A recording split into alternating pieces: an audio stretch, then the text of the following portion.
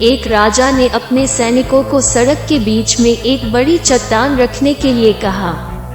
चट्टान को बीच सड़क में रखवाकर राजा ने अपने सैनिकों से छुपकर उस चट्टान पर नजर रखने के लिए कहा कि देखना उस चट्टान को रास्ते से कौन हटाता है।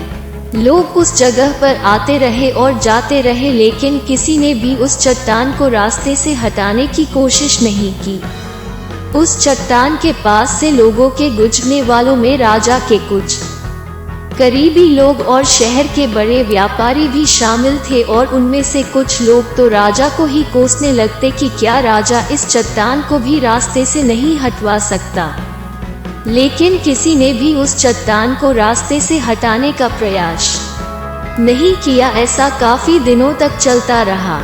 एक दिन एक किसान अपनी सब्जियों के साथ उधर से गुजर रहा था। उसने चट्टान को रास्ते में पड़े देखा और सोचा कि सबको इस चट्टान की वजह से कितनी तकलीफ हो रही है। उसने अपनी मजबूत लाठी से उस चट्टान को एक तरफ धकेलने की कोशिश शुरू कर दी।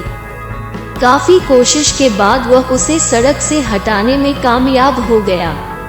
चट्टान रास्ते से हटाने के बाद किसान अपनी सब्जियों को उठाकर जाने ही वाला था कि अचानक उसकी नज़र एक पोटली पर गई जो ठीक उसी जगह पड़ी थी जहां से उसने वह चट्टान हटाए थे। उसने उस पोटली को खोलकर देखा तो उसमें सोने के कई सिक्के थे और उन सिक्कों के साथ राजा का एक संदेश भी था, जिसमें लिखा था कि ये सोने के सिक्के उनके लिए है जो इस चट्टान को रास्ते से हटाएगा। दोस्तों, बिल्कुल ठीक इसी तरह हम सब के लाइफ में भी कई परेशानियां आती है। कुछ लोग उन परेशानियों से बचकर निकल जाते हैं और कुछ रास्ता बदल देते हैं, और चंद लोग ठान लेते हैं उन परेशानियों का हल निकाल लेने की, और ऐसे ही लोग मुश्किलों में संभावनाएं और संभावनाओं में छिपे अवसर खोज लेते हैं।